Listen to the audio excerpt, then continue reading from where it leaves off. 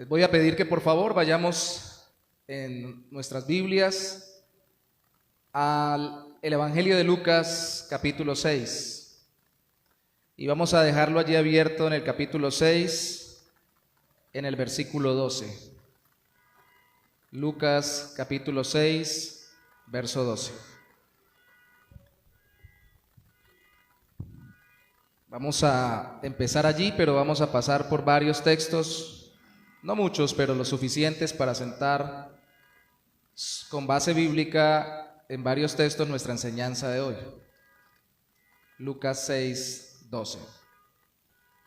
Y allí con su Biblia abierta, entonces, así como está sentadito, vamos a orar al Señor un momento más. Padre, gracias por tu palabra. Ya mi hermano ha orado por ella, pero al mismo tiempo yo quiero pedirte que tú nos des, conforme el tema que vamos a tratar, un corazón deseoso de dedicarnos en invertir nuestra vida en otros. Te lo pedimos en el nombre de Jesús. Amén.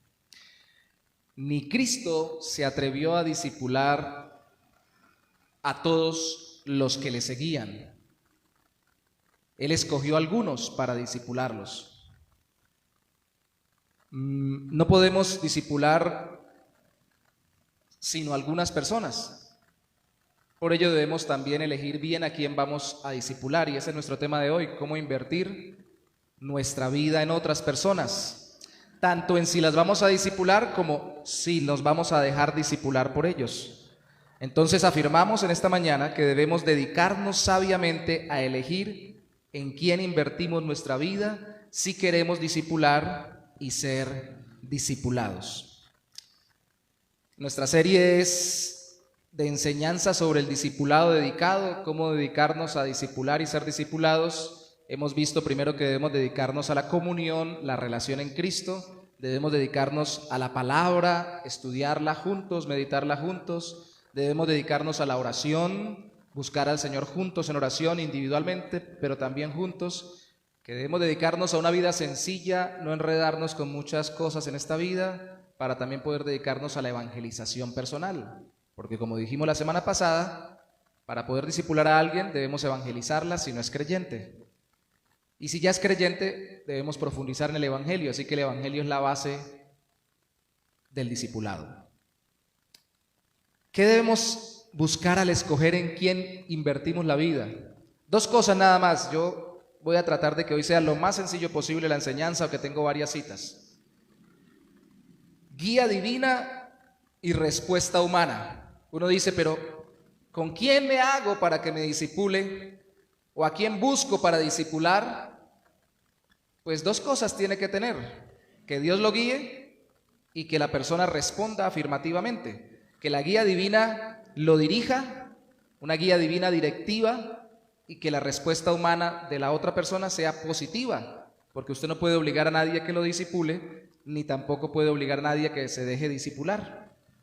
Este segundo punto es más práctico, más sencillo, así que nos vamos a dedicar al primero un poco más. Y para dedicarnos al primero, sobre cómo nos guía Dios de forma específica para encontrar otras personas y con ellos pasar tiempos significativos en que nos ayuden a caminar con Cristo o en que les ayudemos, vemos 3 puntos solamente y los vamos a ver desde acá, Lucas, cuando Cristo escoge o nombra a sus apóstoles, luego en el texto paralelo en Mateo, cuando también nombra a sus apóstoles, y luego en el texto paralelo en Marcos, cuando también nombra a sus apóstoles. Hay una particularidad con los evangelios.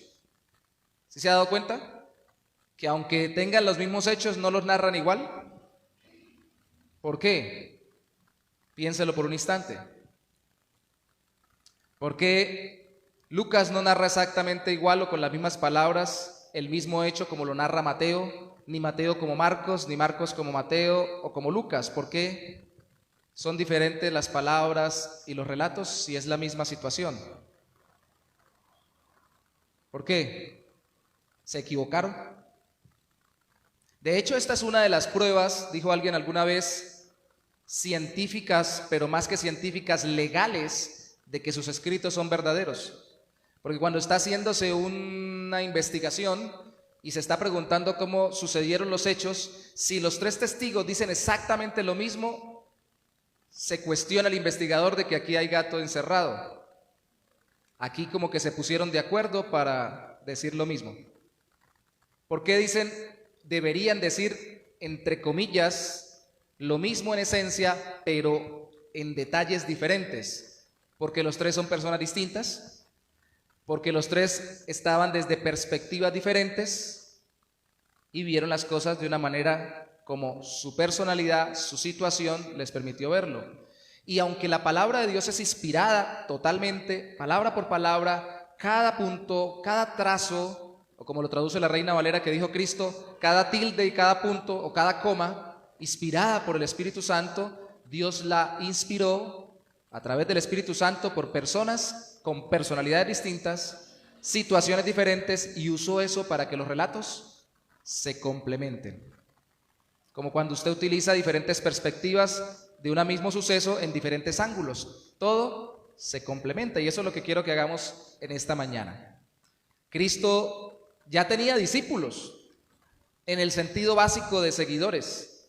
Entonces no se extrañe que la Biblia hable de que escogió de entre sus discípulos a los 12, porque ya los que venían con él venían siguiéndolo y en cierto punto eran discípulos, pero iba a dedicarse más específicamente a estos 12. Entonces, en Lucas capítulo 6, versículo 12 al 16, leemos: Por esos días, Jesús fue al monte a orar y pasó la noche orando a Dios. Al llegar el día, llamó a sus discípulos y escogió a 12 de ellos, a los cuales también llamó apóstoles, que si lo tradujéramos bien a nuestro idioma diría enviados. Aunque eran 12 apóstoles, significa esto enviados. A saber, ¿quiénes fueron? Simón, a quien llamó Pedro, su hermano Andrés, Jacobo, Juan, Felipe, Bartolomé, Mateo, Tomás, Jacobo, hijo de Alfeo, Simón, conocido como el Celote, Judas, hijo de Jacobo, y Judas Iscariote, que llegó a ser el traidor. Bueno, hasta en el traidor Cristo invirtió vida, ¿no? De tal forma de que no quedará ninguna duda de que Judas vio al mismo Salvador, aunque no quiso o no creyó en él, lo traicionó, no hay excusa para Judas. ¿Qué hizo Jesús para escoger estos 12? ¿Qué principio nos da acá? Orar. No es muy complicado, ¿cierto? No vamos a bosquejar el texto completamente, como otras veces hemos hecho en este mismo texto, ver las características de los apóstoles y circunstancias específicas de cada versículo. Solo tomemos lo esencial, que no es poco importante, pero no es el punto principal del texto. El punto principal de la porción es que Cristo escogió a sus discípulos, pero una verdad importante que se somete a esa verdad principal es que Él oraba para hacer su elección, y hoy lo tomamos como un punto principal para nosotros dentro de nuestra enseñanza: orar. Entonces, la oración ferviente, en este caso, ¿cuánto tiempo oró Jesús antes de escoger a sus discípulos? ¿1 hora? ¿Cuánto oró? La versión Reina Valera contemporánea dice: pasó la noche orando a Dios. ¿Qué quiere decir eso? Toda la noche. Y uno pregunta, ¿no es el Hijo de Dios? Sí. ¿No es Dios hecho hombre? Sí. ¿No era sin pecado y dirigido por el Espíritu Santo? Sí. ¿Y entonces por qué tanto orar? Porque igual que usted y yo, Cristo debía mantener la comunión, humanamente hablando, con su Padre para que su Padre lo dirigiera. Y la oración no es solo petición de respuestas, es relación con Dios. Entonces, cuando usted va a buscar, y aquí está el punto, no 12 apóstoles, porque no vamos a tener ni 12 apóstoles, ni 7, ni el G7, el grupo de los 7, no vamos a colocar un número específico determinado. Vamos a tener personas a las cuales vamos a servir, discipular, ayudar a caminar en Cristo. Cuando usted dice voy a invertir la vida en ellos y quiero buscarlos, pues es de sabios y es bíblico orarle a Dios para que Dios nos dirija. Orar específicamente a Dios por la persona que Él ya tiene lista. porque Dios está obrando en los corazones antes que nosotros incluso tomemos las decisiones. ¿Sí me explico? Hermanos, ¿ustedes quieren de verdad ayudar a alguien a caminar en Cristo? Si es inconverso, evangelizándolo y luego discipulándolo. Si es creyente, ayudándolo a caminar en Cristo. ¿De verdad quieren hacerlo? Porque si no quieren hacerlo, no van a orar por eso. ¿Está dentro de sus oraciones? Yo sé que oran por la comida, yo sé que oran por el vestido, yo sé que oran por las enfermedades, yo también lo hago. No los estoy criticando, sino yo también lo hago. Pero me estoy diciendo a mí mismo y quiero que reflexionemos si de verdad oramos para que Dios nos dé la bendición de poder ayudar a otro a caminar en Cristo, con fidelidad. Que nosotros podamos tenerlos, ya vamos a ver ese punto, cerca a nosotros y acompañarlos. Oramos por eso. No quisiera, y esta es para quienes nos acompañan desde hace poco o por primera vez o en las redes, no es mi intención decirles, hermano, tiene que tener un discípulo porque no tiene un discípulo, entonces, pastor está peleando, toca buscar un discípulo. No, solamente porque se dice, sino porque Dios lo pone en su corazón y porque usted ora por ello. Las cosas que están en el corazón se nos salen por la boca y especialmente se nos salen en oración delante de Dios. Cuando usted está bravo, está enojado, le dice, Dios mío, y empieza a decirle al Señor todas las quejas o las amarguras. Si usted realmente quiere que Dios lo use para edificar a alguien, le pido por favor, llévese esta tarea hoy. Si solo se acuerda de esto, ore por ello. Ore por la persona. Algunos, para poner una ilustración, se sorprenden cuando presentamos a un niño que ha nacido hace poco, lo ponemos y oramos por él, porque es hijo de algún hermano de la iglesia, no lo bautizamos, oramos por él, y yo a veces cuando oro, por lo general pido, pues, si es un niño, por la esposa, y si es una niña, por el esposo. Dice, ¿pero por qué? Si está pequeñito, porque algún día se va a casar. Y que Dios vaya preparando a la persona que va a estar con él o con ella. Dios está preparando a alguien, y es más, ya tiene a personas listas para que nosotros les ayudemos. Ore por ellos, órele a Dios por esto. Y escuche cuando Dios le conteste. Vamos a ver un texto complementario en 1 de Samuel, capítulo 16, versículos 6 al 7.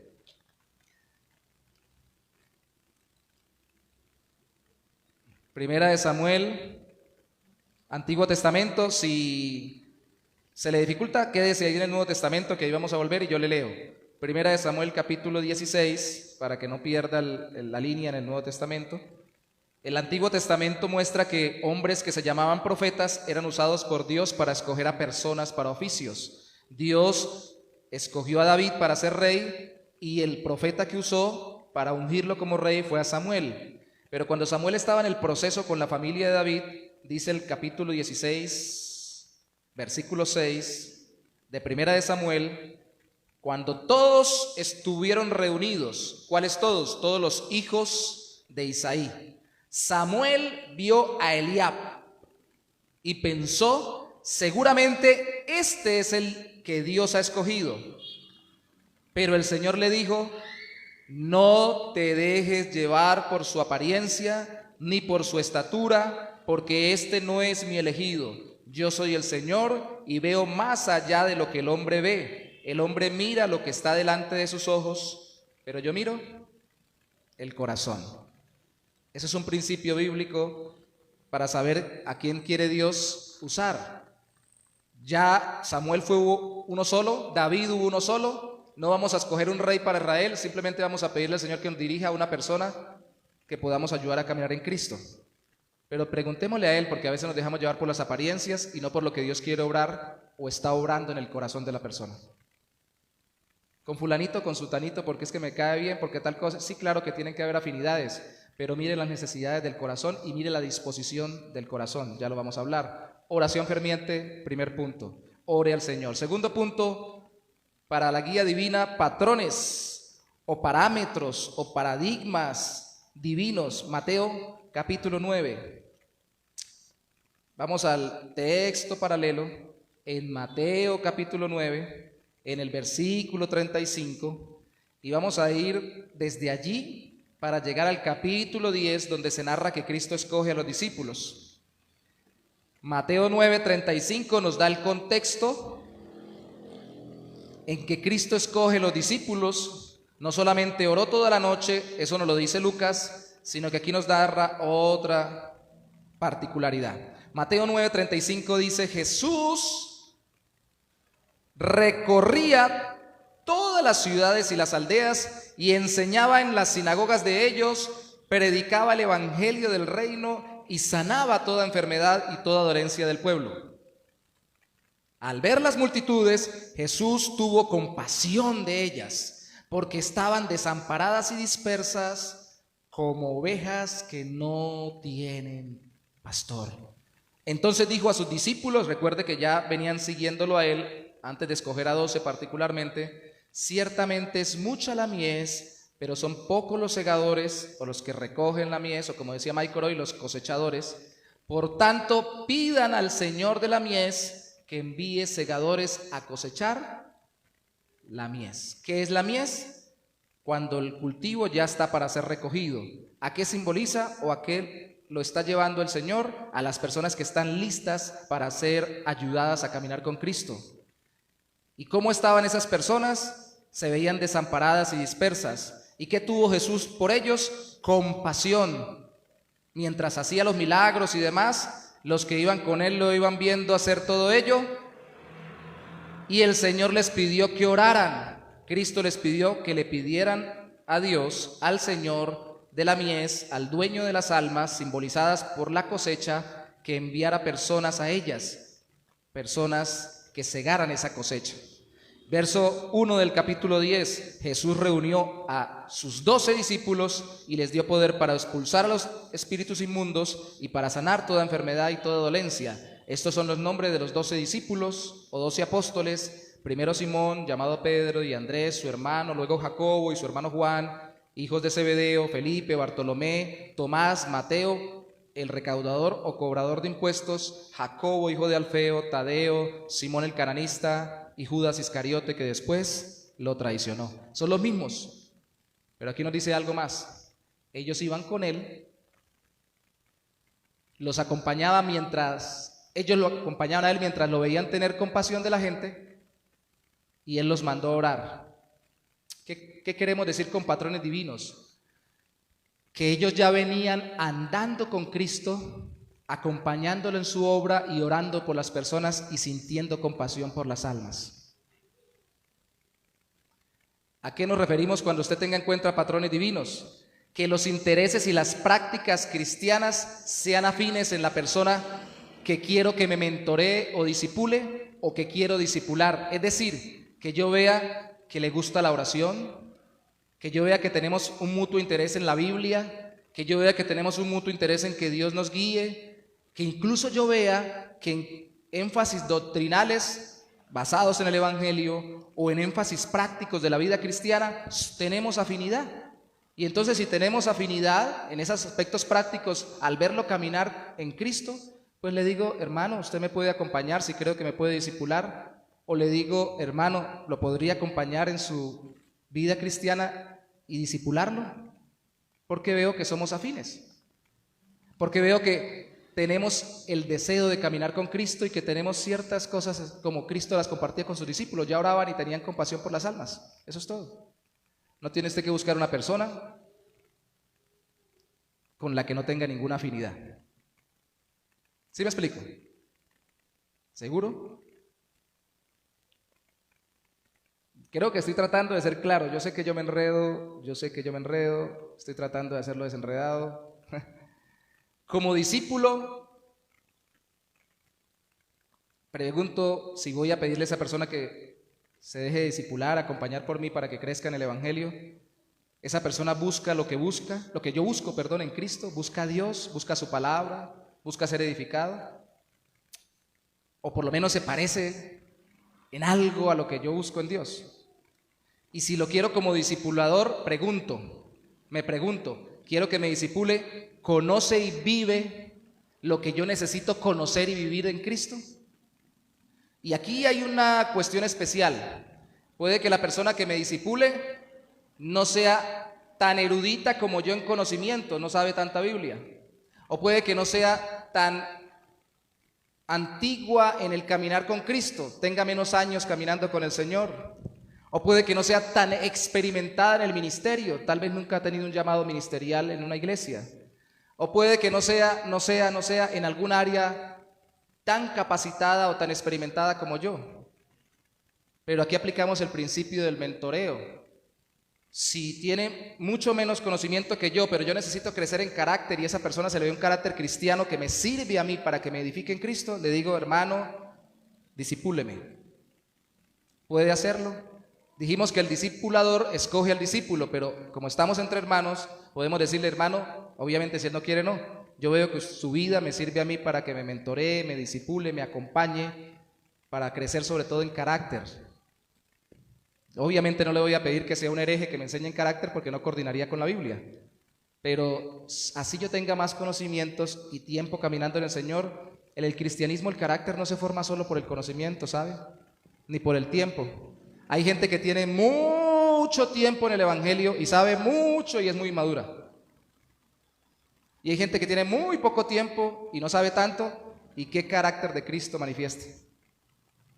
Entonces yo puedo decir, me sirve para ello. O al contrario, yo creo que en carácter no es que soy perfecto, pero ya he madurado bastante y esta persona me ayuda a crecer en conocimiento. ¿Me puede discipular? ¿Me puede ayudar a crecer en conocimiento? ¿Sí me explico? ¿Seguro, hermanos? Lo estoy viendo muy pensativo. ¿Será que están pensando en quién? ¿O están pensando en el almuerzo otra vez como la semana pasada? Eso es una buena forma. Ahora, no solamente eso, esa persona que me va a discipular es relacional, o sea, no es un ogro que tengo que buscar en todos lados para que me diga, ay, dígame algo para que me discipule, sino que es capaz de hablarme y de expresarme lo que siente y lo que piensa del Evangelio para que me dirija, porque hay personas que son muy tímidas e introvertidas. Y pues yo, si soy tímido e introvertido, buscaré a alguien afín, pero que por lo menos sea capaz de relacionarse, de decirme algo, de enseñarme lo que conoce en el Señor. Si no lo puede hacer, pues no me puede discipular. Que sea relacional, que también sea respetado, que tenga testimonio. Claro, me va a hacer crecer en conocimiento, pero no me voy a buscar una persona que conozca mucho y que todo el mundo lo conozca como hijo del diablo en su comportamiento. Tengo que buscar que tenga un testimonio cristiano, que sea creyente y que esté dispuesto. No alguien que diga, ¿sabe qué? Yo no tengo tiempo. Y cuando alguien diga que no tiene tiempo, puede ser porque realmente no tenga tiempo. Pero yo creería que para esta labor, decir que no tengo tiempo para discipular a alguien es porque yo ya lo estoy haciendo con alguien más. Porque todos aquí tenemos que trabajar, todos aquí tenemos que tener familia si la tenemos, todos aquí tenemos que estudiar incluso y trabajar al tiempo como algunos lo hacemos, todos tenemos incluso que desarrollar una actividad ministerial, todos tenemos ocupaciones. Y yo espero que la iglesia no sea de desocupados, todos estamos ocupados. Unos buscando el sustento a través de un trabajo estable, otros porque no lo tenemos estable, todos los días buscándolo de alguna manera, todos hacemos algo. Pero si le decimos que no a alguien es porque ya estamos discipulando al menos a alguien más. Si alguien me dice, por favor me discipula, ¿usted puede ayudarme? Ay, no, ¿sabe qué? No. Que Dios juzgue. Que yo no voy a estar ahí cuando usted diga que sí o que no. ¿Sí? Eso es como si se me acercara un niño huérfano que me dice, venga, ¿me puede criar? Ay, no, yo ya tengo 3. Pues sí, es cargado, pero ya crecieron. Voy a ver si me crío otro porque lo veo que está mal y todo lo demás. Es alguien que necesita ya ni siquiera comida física, necesita comida espiritual, necesita guía, necesita apoyo, necesita oración, necesita acompañamiento. Entonces, ¿cómo digo que no? A no ser que ya tenga alguien y de verdad ya no me dé el tiempo por eso. Entonces, patrones divinos, que se vean esas similitudes, afinidades en el Señor. Y vamos al otro relato. Les dije que íbamos al tercer relato paralelo sobre la elección de los discípulos, Marcos capítulo 3. No Marcos Linares, sino Marcos, el apóstol evangelista. Marcos 3:13.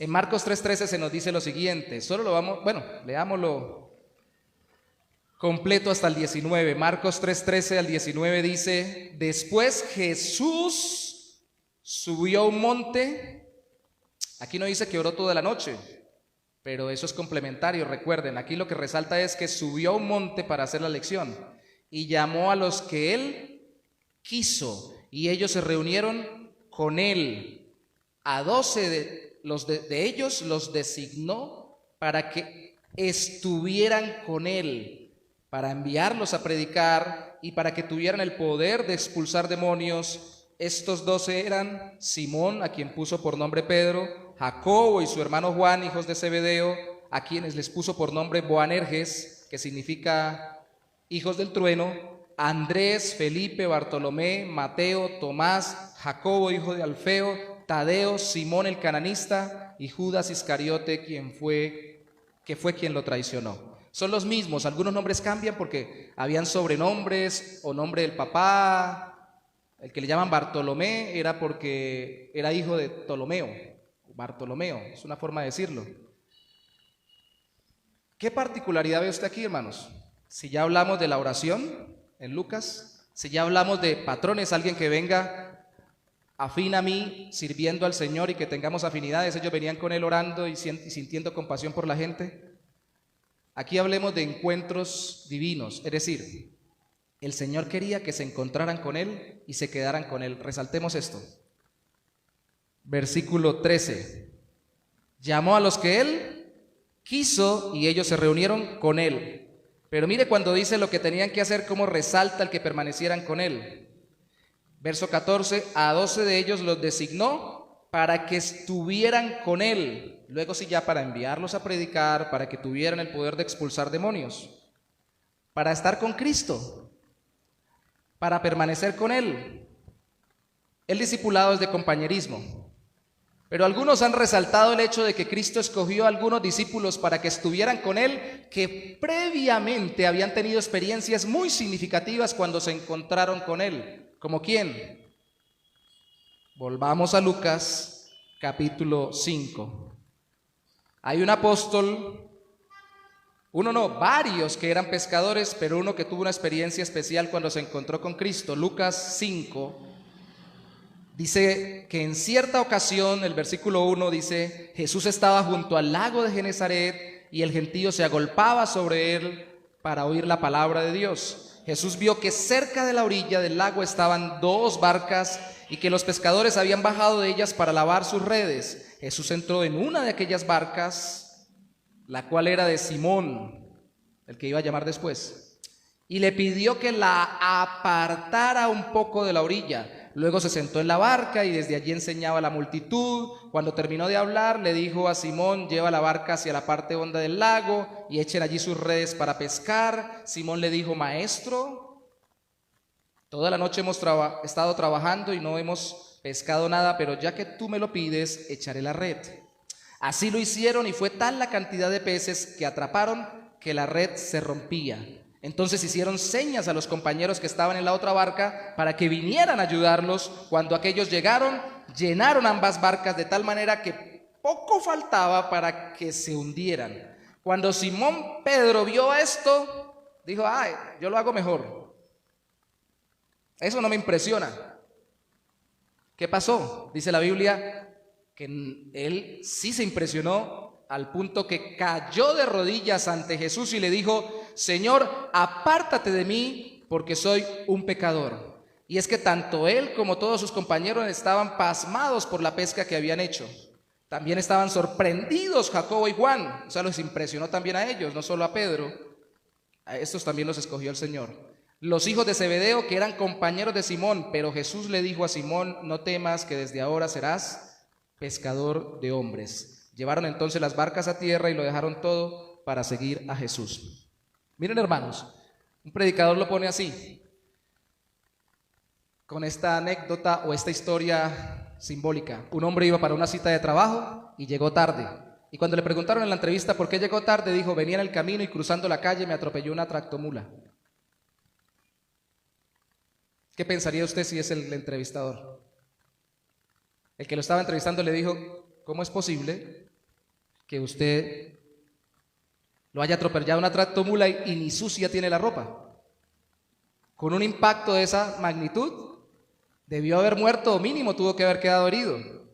Y de hecho muy herido. Hay consecuencias cuando hay encuentros fuertes con algo que es más grande que nosotros. He estado meditando, sobre todo porque estoy leyendo un libro de la vida de Jonathan Edwards, recordando cómo este hombre y muchos que han traído grandes, Dios a través de ellos ha traído grandes avivamientos del evangelio en las naciones, en la historia, hacían énfasis en que las personas no pueden quedar igual cuando vienen a Cristo.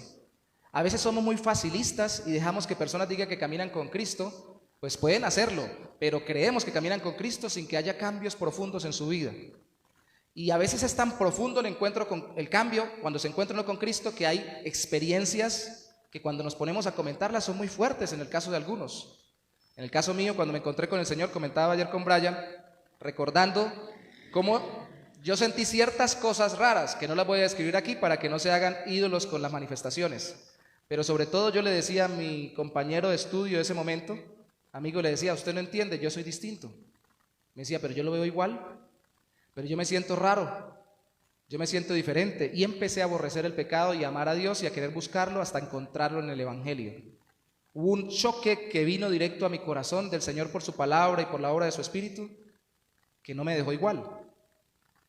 Eso impactó tanto a los discípulos, que después cuando los llamó, ellos estaban convencidísimos de que ese era, ¿cierto? Pero cuando yo voy a llamar a alguien a que me deje acompañarlo, a discipularlo, ¿puedo aplicar ese principio a mí? Yo no soy Cristo, dejémoslo claro, pero yo predico el Evangelio de Cristo. Y puede ser que esté comunicándole el Evangelio y enseñando a alguien o acompañando a alguien y vivimos experiencias especiales. Les pongo otra ilustración, permítanme con mi propia experiencia, solo una más para darme a entender. Cuando yo llegué a esta iglesia,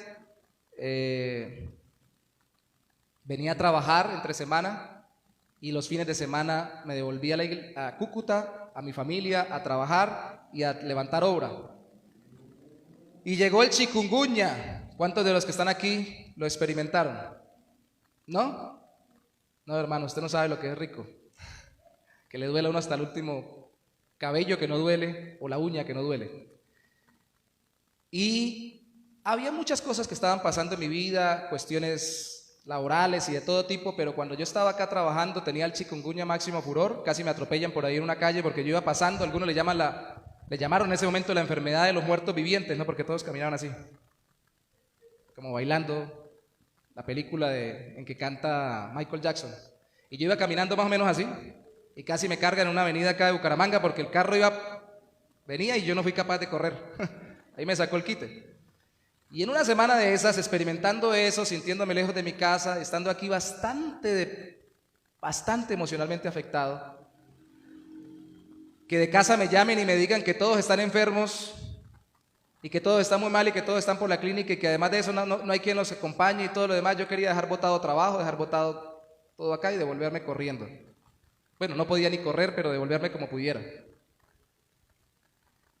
Y yo venía a esta iglesia, empecé a llegar a esta iglesia, creo que ya había venido a preguntar si había culto una semana antes o unas semanas antes, y empecé a venir entre semana, y precisamente llego un miércoles y el hermano Héctor Dávila, que no es un profeta ni hijo de profeta, que no se anda diciendo el Señor me dijo, el Señor te dice, simplemente se puso a orar por mí, y todo lo que oraba por mí me caía como anillo al dedo. Empezó a orar por mi familia, por mi preocupación por la familia, por mi estado emocional. Yo no sé si se me veía en la cara, pero yo sí entiendo que el Señor le puso en su corazón orar por esas áreas de mi vida. ¿Ustedes cómo creen que me sentí yo? Yo sentí que me vino una inundación de diclofenaco, porque se me quitó el dolor, se me avivó el corazón, se me despertó el alma. ¿Qué pasó aquí? El Señor lo está dirigiendo. Y se generó una afinidad porque tuvimos juntos una experiencia en el Señor. Simplemente Él estaba orando por mí. Puede ser que yo estuviera orando por Él, puede ser que estemos orando juntos por algo más, o leyendo la palabra descubrimos algo hermoso que nos llena a ambos el corazón. Alguien con el que yo he estado, y aquí es donde viene el problema, que casi no compartimos tiempos con los hermanos, tenemos tiempos significativos en el Señor. Esa persona puede ser quien me discipule o a quien yo le diga que se deje discipular. Pero como no nos la pasamos orando, entonces no nos la pasamos buscando al Señor juntos ni leyendo la Biblia, por eso poco encontramos ese tipo de experiencias especiales en el Señor.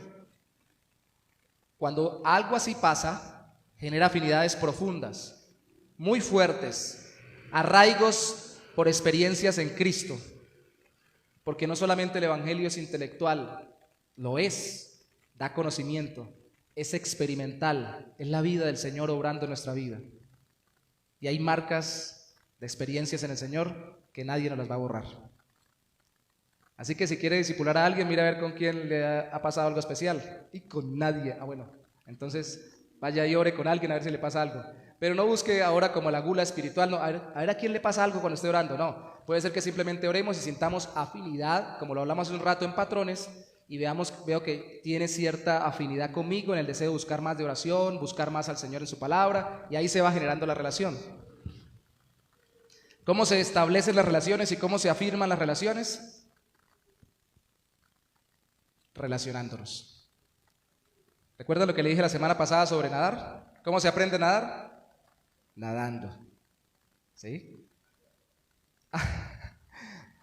No nos pase como la comunidad, eso está en el material en los pasos del maestro, la comunidad de los pescadores sin peces, allá sobre el evangelismo, ahora nosotros sobre el discipulado. Tenían talleres sobre pescar, tenían muestras de pesca y instrumentos de pesca, tenían carnadas para la pesca, hacían talleres de la pesca, hacían congresos sobre la pesca, traían gente que eran grandes pescadores a que les hablara y nunca iban a pescar nada. No nos pase así con el discipulado, ¿no? Qué bonito el discipulado, qué hermoso compartir la vida con alguien más, qué bonito ayudar a alguien a crecer en Cristo, qué bonito que alguien nos ayude a crecer. Pero quién sabe cuándo. Pongámosle ánimo, pongámosle pies. Yo sé que ya lo han hecho, hermanos, y los quiero animar porque esta es la guía del Señor para nuestras vidas. Entonces el segundo punto, que lo podemos abarcar en unos cuantos minutos, es que veamos que la persona dice que sí. Respuesta humana positiva.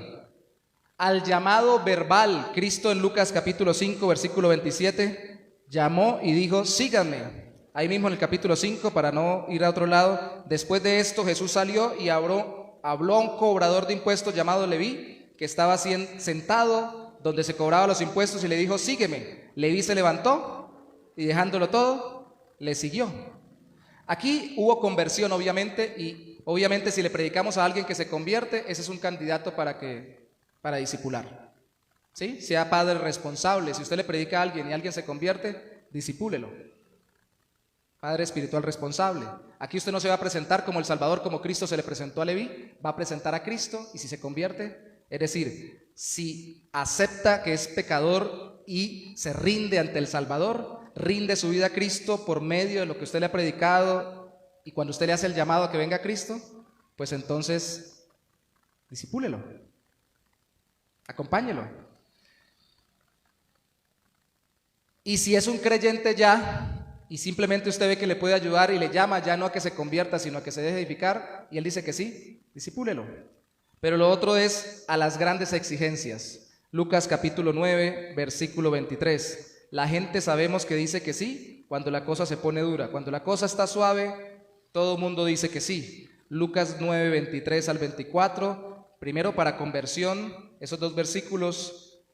Y a todos les decía Cristo, 9:23 de Lucas, si alguno quiere seguirme, niéguese a sí mismo, tome su cruz cada día y sígame, porque todo el que quiera salvar su vida la perderá, y todo el que pierda su vida por causa de mí la salvará. Entonces hay un costo de seguir a Cristo. Cuando se elevan las exigencias, se pasa el cernidor y se escoge mejor. Ejemplo sencillo, un hombre le preguntó a un misionero de la ventana 1040, donde matan los cristianos, ¿usted cómo hace para predicar allá el evangelio?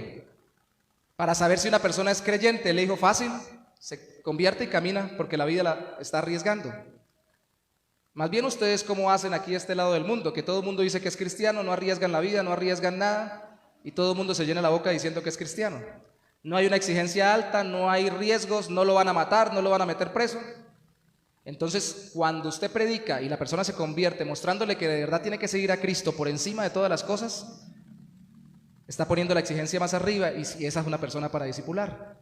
Y si ya está convertido, mire cómo hace Cristo también para elevar la exigencia. Capítulo 9 igual, versículo 57. Solo veamos eso que mencioné la semana pasada sin leer el texto. Mientras seguían su camino, 9:57, Lucas 9:57, alguien le dijo, Señor, yo te seguiré donde quiera que vayas. Es el que dice, disipúleme, disipúleme. En este caso, Señor, yo te voy a seguir, yo te voy a seguir. Jesús le dijo, las zorras tienen guaridas y las aves de los cielos tienen nidos, pero el Hijo del Hombre, o sea, Cristo, no tiene dónde recostar su cabeza. Suena bien poético, ¿cierto? ¿Eso qué quiere decir? Si me va a seguir, va a llevar del tableado. Me va a seguir donde nos agarre la noche, amigo, vamos a dormir. Si tocó en el monte, si tocó en casa, si tocó en cama buena, si tocó en estera, si tocó en piso. ¿Va conmigo o no va conmigo? ¿Y eso qué quiere decir? Cuando llamo yo a un creyente a que sea discipulado o que él manifiesta que yo quiero que lo discipule, tengo que ver si tiene el deseo de negarse a sí mismo por seguir a Cristo, es decir, renunciar a las cosas que no le dejan seguir a Cristo. Y si es capaz, escuche esto, de rendir cuentas a alguien por amor a Cristo, si es fiel al Señor primeramente y a los que le enseñan, si es enseñable, si es humilde y se deja enseñar, y si es reproducible, si no solamente es fiel, se deja enseñar, sino que quiere enseñar a otros. Alguien me dijo en estos días, un pastor de una iglesia en República Dominicana, hablando sobre el mismo tema, él en una mega iglesia, nosotros acá en nuestra iglesia, yo comentándole lo que estamos pensando, él comentándonos lo que está haciendo, y encontramos afinidad porque el tema es bíblico, y me dijo, ten en cuenta algo, el que no se reproduce, busca otro, porque esto no es de crecimiento numérico, sino de obediencia al Señor. ¿Qué quiere decir esto? No vamos a desechar a alguien para discipularlo al día siguiente porque no quiere discipular a alguien, no. Pero si llevamos 1 año, 2 años acompañando a alguien, ese alguien no quiere acompañar a alguien cuando ya es capaz de hacerlo, a caminar con Cristo, es una persona que no quiere extender el reino, quiere que lo atiendan toda la vida. Yo escuché la queja de un hermano que pastorea jóvenes en una ciudad en Colombia, donde dijo, la mayoría que yo discipulaba era como su psicólogo, venían a llorar y a contarme cosas, y yo los aconsejaba, pero no querían ni predicar el evangelio, no querían discipular a nadie, no querían servir al Señor. Entonces empecé a decir, los que quieran servir al Señor, a esos voy a seguir trabajando. Lo hemos visto con Carlito varias veces, ¿cierto? En los grupos, 1 año, 2 años en un grupo y nadie dice que sí, nadie se convierte, nadie camina con el Señor, nadie se bautiza, y si se bautizan y se convierten, nadie quiere caminar con Cristo. Entonces, ¿para qué seguimos ahí? Sobre todo si no se han bautizado y si no se han convertido, ¿para qué? Podemos hacer la obra en otro lugar. ¿O no? Entonces, si usted empieza a discipular a alguien, dígale, esto lo vamos a hacer para que usted después lo haga con alguien más. No será mañana ni pasado mañana, pero tiene que hacerlo. Y si lo empezamos a decir desde el principio, ¿qué creen? La mayoría de personas no va a durar mucho tiempo cuando empiece a hacerlo. Las estadísticas dicen, por ejemplo, ya hablemos no de personas sino de iglesias, que las iglesias que en los primeros 5 años no plantan otra iglesia, por lo general nunca plantan otra iglesia. Se quedan solas y se mueren solas como iglesia. Así como los creyentes que desde que empiezan el evangelio no son capaces de compartir el evangelio, van creciendo y van madurando y no discipulan a nadie, imagínense qué pasa. Nunca van a discipular a nadie. ¿Cierto? Entonces, rompamos el ciclo. Esperemos que las personas nos digan que sí, mostrándonos una alta disposición ante las exigencias del evangelio. No le bajemos la exigencia a la vida con Cristo. Elevémosla, no como nosotros queremos, sino como la Biblia lo enseña. Ore, mire afinidades, evalúe experiencias en el Señor, pero sin dejar de verificar la respuesta al llamado y la entrega a las exigencias divinas. Atrévase a escoger a algunos para servirles, discipulándolos, y a escoger a uno, hermano en Cristo, hermana en Cristo, en el caso de que sea una mujer, para que pueda discipularlo o mentorearlo y ayudarlo a caminar en el evangelio.